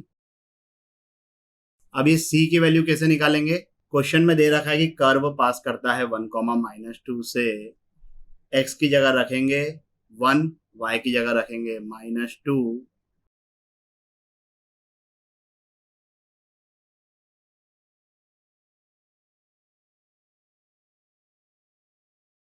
अब चारों ऑप्शन में से सब्स्टिट्यूट कर करके देख लो कि कौन सा ऑप्शन इसको सेटिस्फाई कर रहा है। क्लियरली √3, 0 इस इक्वेशन को सेटिस्फाई करेगा। बात समझ में आई? आगे बढ़ते हैं, इस क्वेश्चन को सॉल्व करिए 5 मिनट के लिए वीडियो को पॉज करके। चलिए भाई, क्या आंसर है? xy = 6। जिन लोगों का ये आंसर आ गया है सॉल्यूशन को स्किप कर दीजिए, जिन लोगों का नहीं आया देख लीजिए क्या लिखा गया क्वेश्चन में। Equation of the curve that passes from 2, 3। चलो, ये तो कांस्टेंट ऑफ इंटीग्रेशन को फाइंड करने में हेल्प करेगा। क्या प्रॉपर्टी है इस कर्व की? That the segment of any tangent to it lying between the coordinate axis is bisected by the point of contact. चलिए फोटो बनाते हैं। ये अपना कर्व है y = fx। अब इस कर्व की प्रॉपर्टी ये है कि इसके किसी भी पॉइंट पर अगर मैं कोई टेंजेंट बनाऊं, लेट्स से ये अपन ने टेंजेंट बनाई, इसके किसी पॉइंट P, H, K, तो ये जो पॉइंट P है वो ये जो सेगमेंट AB है इसको बाइसेक्ट कर रहा है। अब पॉइंट P पर इस कर्व के लिए पहले अपन इक्वेशन ऑफ टेंजेंट लिखेंगे। तो लाइन की equation y - y1 = m। m क्या होता है? स्लोप। स्लोप कैसे मिलता है? डिफरेंशिएट करके। y = fx का डिफरेंशिएशन f'(x), और अपन किस पॉइंट पे निकाल रहे हैं? h, k पर। तो मैं उसको f'(h) लिख देता हूं। अब अपने को निकालना है पॉइंट A के कोऑर्डिनेट्स। पॉइंट B के कोऑर्डिनेट्स भी निकाल सकते हैं, जो तुम्हारी इच्छा हो। A के कोऑर्डिनेट्स कैसे निकालेंगे? A मतलब ये वाला पॉइंट। तो A के कोऑर्डिनेट्स निकालने के लिए अपन y को यहां पर 0 कर देंगे।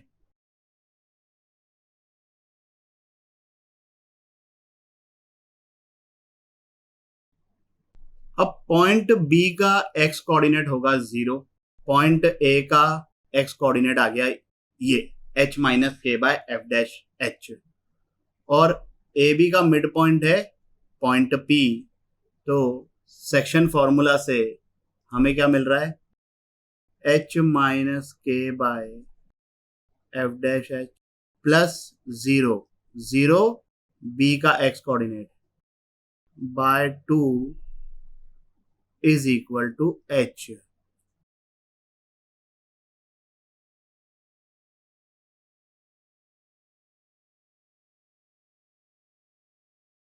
अब मैं एक काम करता हूं, h और k को x और y लिख देता हूं। ये बन गया माइनस y, ये बन गया x, f dash x will be dy by dx। चीजों को अरेंज किया तो हमें मिल गया, और ये तो एग्जैक्ट डिफरेंशियल है, इंटीग्रेट किया तो x y equal to constant आ गया। कांस्टेंट की वैल्यू कैसे निकालेंगे, हमें पता है कर्व पास कर रहा है 2,3 से, तो 2 इंटू 3 इज इक्वल टू 6, तो आंसर आ गया ये। बात समझ में आई। चलो दूसरी कैटेगरी क्या है, रियल लाइफ एप्लीकेशन। कुछ इस प्रकार के क्वेश्चंस भी देखते हैं, काफी इंटरेस्टिंग होते हैं।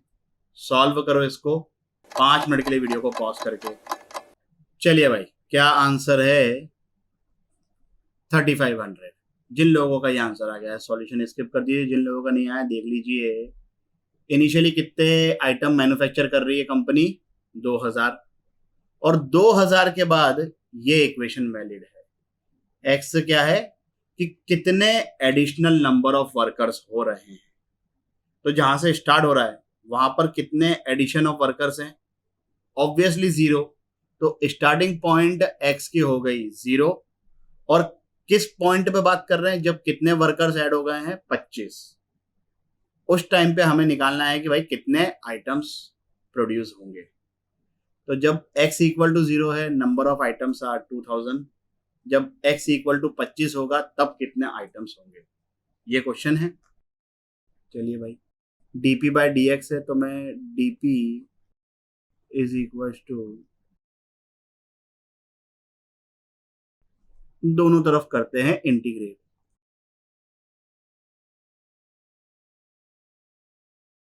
अब इंटीग्रेशन की लिमिट्स पे ध्यान दीजिएगा।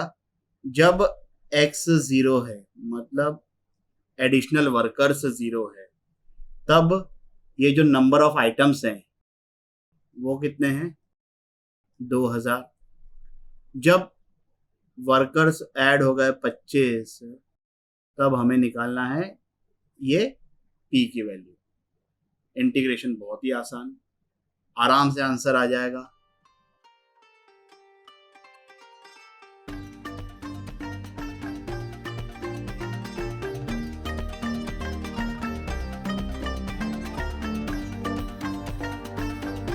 तो यहां से P कितना आ गया, 2000 प्लस 1500, दैट इज 3500। बात समझ में आई। आगे बढ़ते हैं, इस क्वेश्चन को सॉल्व करिए 5 मिनट के लिए वीडियो को पॉज करके। चलिए भाई, क्या आंसर आया, ऑप्शन नंबर 4। जिन लोगों का आ गया है सॉल्यूशन को स्किप कर दिए, जिन लोगों का नहीं आया देख लीजिए। क्या कहा गया है क्वेश्चन में, ये जो है ये चूहों की पॉपुलेशन है, t इक्वल टू 0 पर चूहों की पॉपुलेशन है 850। हमें वो टाइम फाइंड करना है जब ये पॉपुलेशन कितनी हो जाए, 0। तो at the beginning of time, मतलब at t equal to 0, the population of चूहास 850, और t इक्वल टू t, जिस टाइम पर चूहों की पॉपुलेशन कितनी हो जाए, 0, वो हमें फाइंड करना है। ये सिंपल सी डिफरेंशियल इक्वेशन है। dp इज इक्वल टू 0.5 को मैं 1/2 लिख देता हूं इंटू dt। इधर एलसीएम फेल्सियम लिया,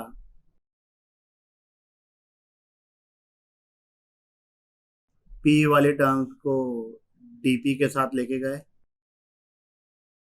और इसको कर देंगे इंटीग्रेट। अब इंटीग्रेशन की लिमिट P0 से PT, P0 मतलब 850, PT मतलब 0 और टाइम की लिमिट 0 से T।